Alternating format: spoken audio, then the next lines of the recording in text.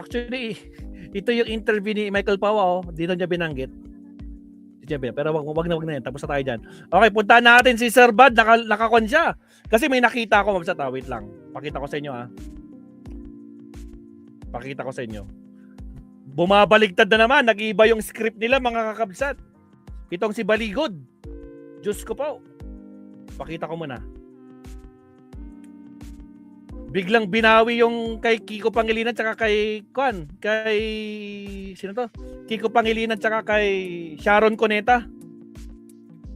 Na-interview siya. Dapat daw hindi daw talaga naisama. Nailagay lang daw yung picture. O ito. Walang sinabi ang mga... Present yung picture niya doon. Walang sinabi ang mga kwan. You review the video coverage. Walang sinabi yung mga sundalo eh. Kaya sabi ko doon sa nag-ooperate ng... bakit kasi sinama niyo yung picture na yon? Ngayon, naglilinis kayo ng kapalpakan nyo porket sumagot si Sharon Cuneta na talagang galit na galit, nanggagalaiti si Sharon Cuneta sa inyo. Pati si Kiko, pinost kayo. Paano ba naman kasi? Ayusin niyo yung script nyo. Sinong di mapipwisit yung ginagawa niyong kwento? Diyos ko po, Lord.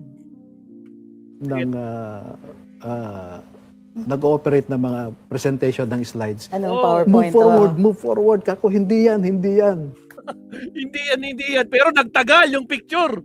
Nagtagal yung picture ni Kiko Pangilinan at ni Sharon sa screen at pinagtatawa na sila ng mga vloggers ninyo.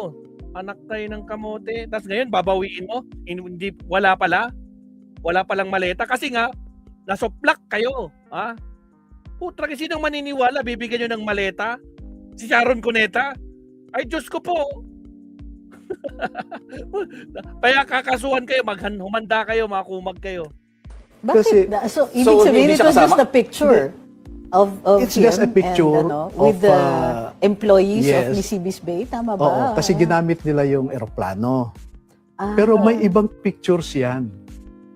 So, it was the plane that the picture was for? O basta nadamay lang yun doon? No, it's a number of pictures depicting the use of helicopters and air assets ni Zaldico by the couple. Hindi lang naman minsan during the campaign.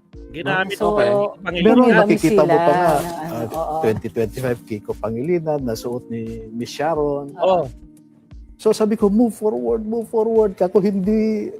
So yung allegation, hindi siya tumanggap siya ng pera? Walang allegation. Walang sinabi. Wala kaming sinabi. And then, natawa ako dahil nag-react silang dalawa na sinungaling saan? When you say sinungaling, dapat may sinabi. Pero ano yung purpose nung in-include yung mga photos na yun? Kung Kaya hindi nga, pala siya ina-accuse specifically of accepting anything. Mali yung present na picture eh. Yun lang, may ibang mali. pictures Putra, during the campaign. Tulad sabi, ano yan? Omnibus. Yung pag mali sa una, mali na sa lahat. Diyos ko po. Okay. So ano dapat yung picture na lumabas? So wait. Ay, yung paggamit nga nila ng helicopter and ng the air airplane assets ni during the Zaldico. campaign, yes. Anong kinalaman nun? Air asset, nakigamit ng air asset. Anong kinalaman nun? May maleta? Script niya, naglilinis sila. Damage control kayo ngayon, no? Ay, Diyos ko po, Rudy. O siya, puntahan natin si Sir Bad. Sir Bad, ikaw na bahala. Bumalangkas dito. Diyos ko po. Sir Bad. Naka-live si Sir Bad. Ito, Baligod, binawi ang maleta delivery.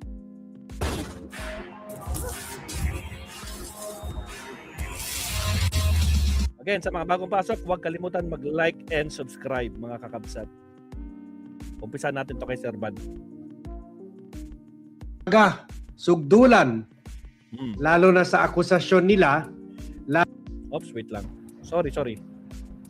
Buenos dias, buenas tardes. Sir Bad, pasok.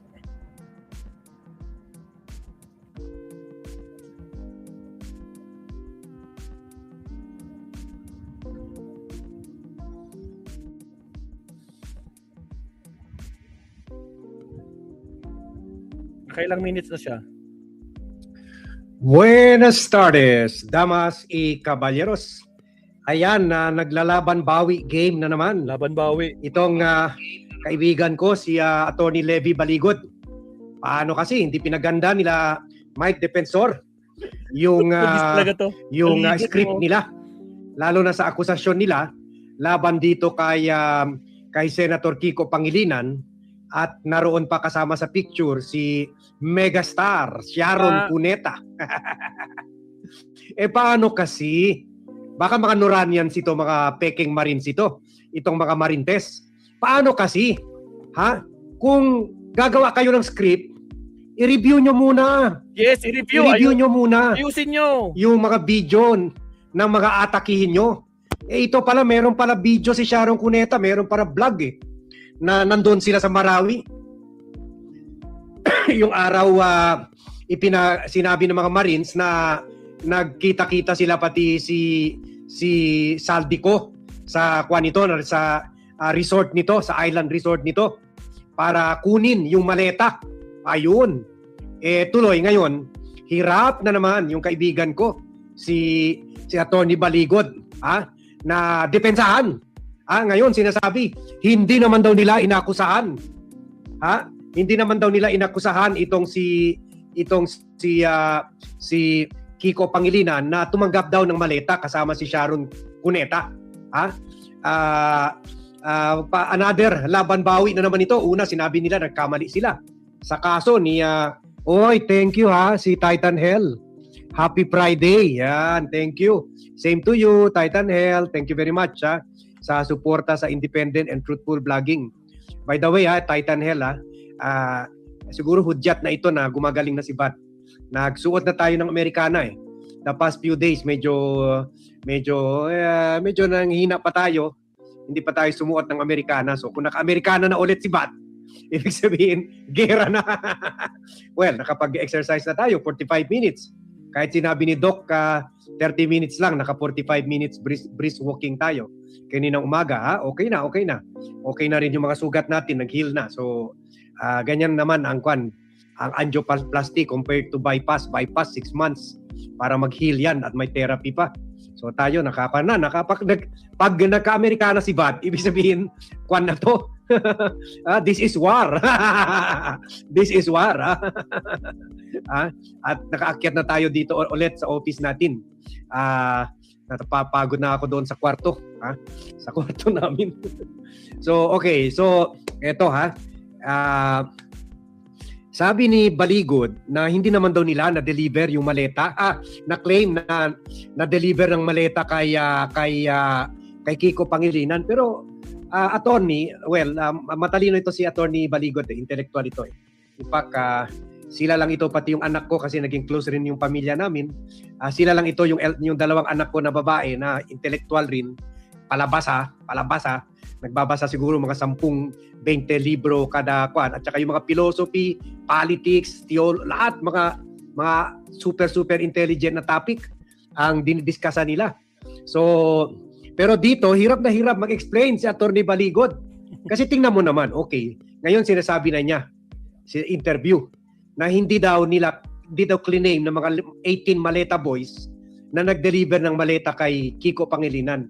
Pero ang problema, alam naman ng lahat, ang press con na tinawag nyo, ang Pekeng Blue Ribbon Committee hearing na tinawag nyo, ang topic doon ay maleta Kaya nga andon yung maleta boys. Una 18, and then 14, and then 4 lang ata ang sumipot. Everyone was talking about maleta. Everyone was talking about Saldico. Kung sabihin mo Saldico, ma-equals maleta. Yun lang conclusion ng tao Kumbaga, okay, wala nga kayo direct accusation na nag-deliver ng maleta. Pero the fact na plinasyo yung muka ni Kiko Pangilinan at ni Sharon Cuneta in the middle of the maleta issue at sinabi nyo, nakipagkita kay Saldico during the campaign, parang gusto nyo i-conclude ng tao na sila Kiko Pangilinan tumanggap ng maleta from Saldico para sa campaign funds. Ganon Napakagaling nyo. Gusto nyo tao ang mag-conclude. Nagtawanan pa nga kayo Tama. Ngayon binabawi nyo na dahil nabisto na kayo ni Sharon Cuneta mismo na in-upload yung video niya during the campaign showing andon sila sa Marawi. Papakita natin yan. Andon sila sa Marawi that day na sinabi nyo nakipagkita sa isla ni Saldico.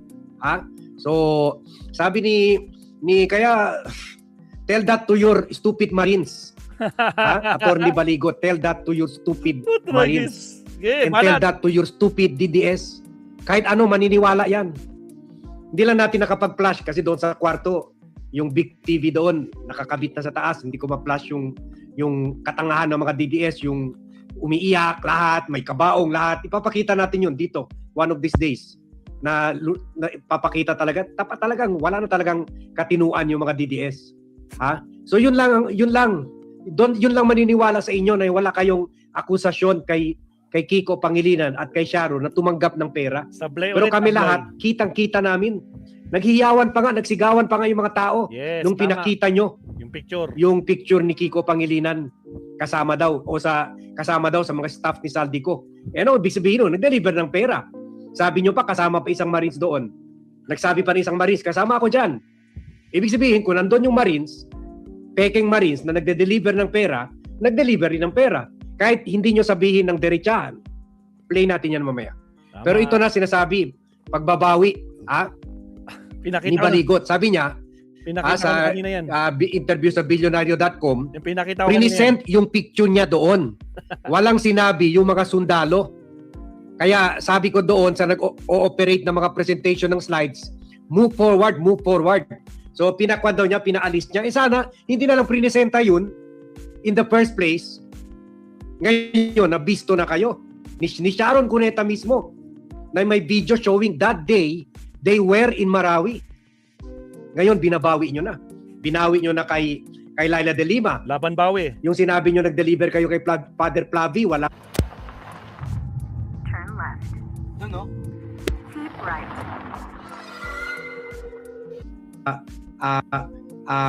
Convent or institution doon sa lugar saan yung sinabi nag-deliver ng pera kay Father Flavi. Ang kasalanan ni Father Flavi, isa ito sa mga nag-file ng impeachment complaint laban kay Sara Duterte. Binawi nyo rin yung kay Loren Legarda. Although laban bawi yun. Sinabi nyo, totoo nag-deliver kayo ng pera doon, kaya lang iniwan ni Loren ang pera na nakakahalaga 100 to 150 million, iniwan sa labas para kunin ng mga basurero. Kasi iniwan nyo lang tumakbo na, kumaripas na kayo pati si Saldico. Ganon rin nangyari. Iniwan nyo rin sa bahay, sa loob naman ng bahay, sa loob ng compound ni Mark Villar, pero hindi nyo nakita kung kinuha ni Mark. Hindi nyo nakita kung kinuha ng mga mate pagkatapos isinakay sa basura or itinapon sa basura or ginawang panggatong ang pera na nakakahalaga daw mga 300 to 400 million, ginawa panggatong sa steak, sa nagluto ng nag-grill ng steak para sa mga bilyar. Ginawang panggatong ang pera kasi hindi daw nakita ng mga pekeng Marintes yung kung kinuha daw ni Mark Villar So puro laban bawi kayo, eto na naman laban bawi. So sabi daw ni Levy Baligot, i-forward nyo yung video. Hindi nga, ang tagal nga ng video, tingnan nyo, ang tagal ng video. Tingnan nyo. At bakit prinisenta in the first place kung hindi nyo naman pala inaakusahan si Kiko na tumanggap ng maleta? Kasi that time, hindi pa senator si Kiko Ordinary farmer lang yan si Kiko Nakikita ko yung vlog niyan sa farming O eto yun. Ito yun, magsinungaling pa kayo, kitang-kita. That the video does not lie. Ito. And we thank ANC for this video. Ayan. Sino magpapaliwanag dito? Sino magpapaliwanag? Pinopokus ba si Sharon Tapos nagtanong pa si Mike, sino magpapaliwanag dito? Yun daw mga tao, yung naka-yellow, yun daw mga bata ni Saldico, isa daw dyan yung Peking Marines. So ibig sabihin, kung nandyan yung Peking Marines, andyan yung staff ni Kiko, may pera. May delivery ng pera. Hindi nyo na kailangan sabihin yun. Pero implied nyo na yun. Parang gusto nyo kami mag-conclude para mayroon kayo palusot. Tama. Huwag nyo na kami lokohin. Tell that to the Marines. Huwag Tell naman that to kami. the Marines talaga. Don't us. Don't me. Ulitin natin.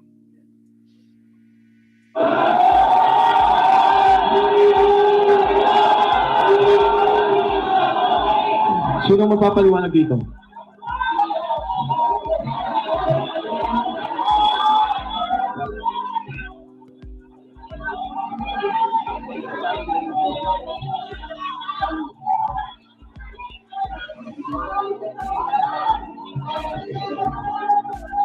Sino yung mga nasa likod na mga nakabes? O yan. Sige, go, Sarge. Yan po sir yung mga empleyado ng Martisan. ng MAPSI na pagmamayari ni Boss Saldico. Hello, kanina pa naka-plug. Yan po sir yung mga empleyado ng MAPSI na tinatawag na Mercedes Aviation and Development Corporation. Okay, thank you. Fast forward na natin. Fast forward na, pero the damage has been done. The damage has been done. Fast forward na kuno. Ngayon, bistado na kayo. Gusto nyo na, binawi nyo na naman. Tingnan nyo. Una, pinakita nyo yung picture ni Sharon at saka ni Kiko na nasa lugar ni Saldico. Nasa resort ni Saldico sa Misibis Bay. And then ngayon, pinapakita nyo yung maleta na maraming pera. So parang pinapalabas nyo yung maleta na maraming pera na-deliver kay Kiko at kay Sharon. O tingnan nyo. So wag na kayo magpalusot. Mga DDS na lang maniniwala sa inyo. Sinong kumuha dito? Yan sir yung nung time sir, nalaglag yan. At nasira yung silver. Kaya nakikita nyo po, hindi po yan pwede. Pera po yan.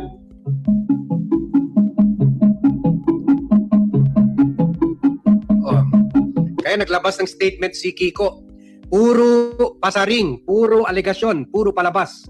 Gusto lang mantsahan ang naiulat na pag-upo ko bilang chairperson ng Senate Blue Ribbon Subcommittee na mag-imbestiga sa flood control scam.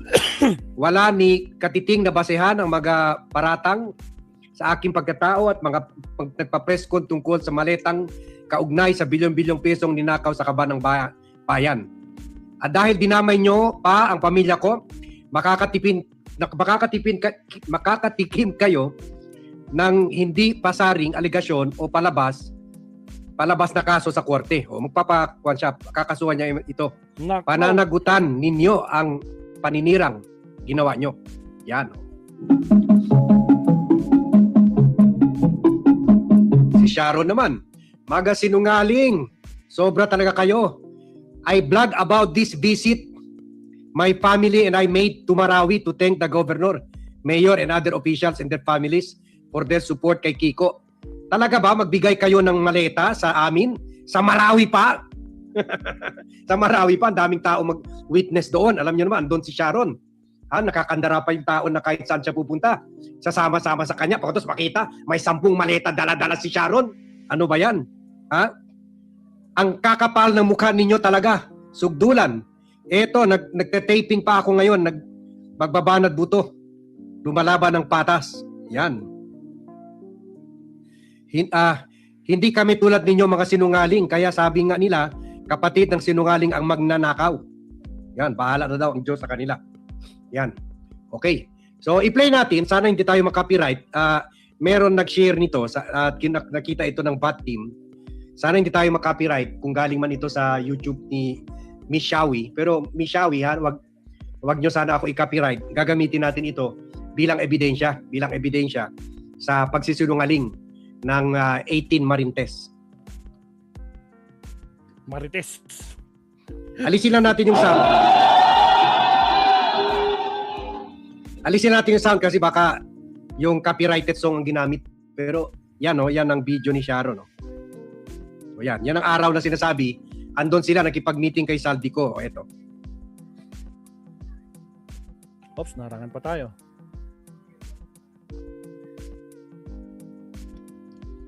O yan sa Marawi. O nakahijab pa nga si Shawi nakahijab pa Sa Marawi yan. Umiikot sila sa Marawi during the campaign period yan Nag-speech pa si Kiko. Wala, bistado talaga kayo. Kaya labang bawi na naman kayo. Tama si Kwan Si Macrin Kalimag. Bawigot na daw, bawigot ng pangalan ni Baligot, bawigot. Yan Marawi. Ang daming witness niyan. From morning to night, andyan sila. Paano sila makapunta sa Misibis Bay? Isla yun. Yan.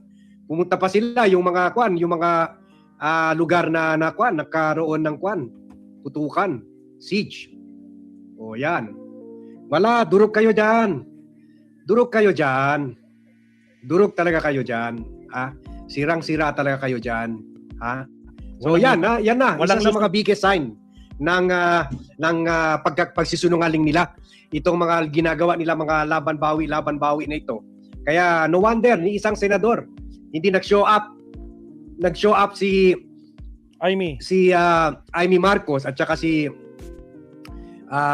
Robin Padilla, pero siguro pinayuhan rin ni Cayetano. Wag na lang kayo umatin diyan. Medyo masisira tayo diyan, sirang-sira ng kredibilidad ng mga marintes na 'yan na dahil sa mga laban bawi na ginagawa nila. Ha? So wala talaga. Ha? Sirang-sira na. Ha? At kakasuhan pa sila niyan, no. Yan, no. Mo yan. Nasa Kwan sila, nasa Marawi. O yan. Si Kiko at si Sharon. Okay. So, nawala yung sound?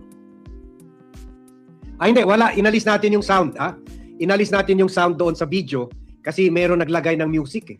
May naglagay ng music, baka makapiright tayo, matanggal ang bad channel. Okay?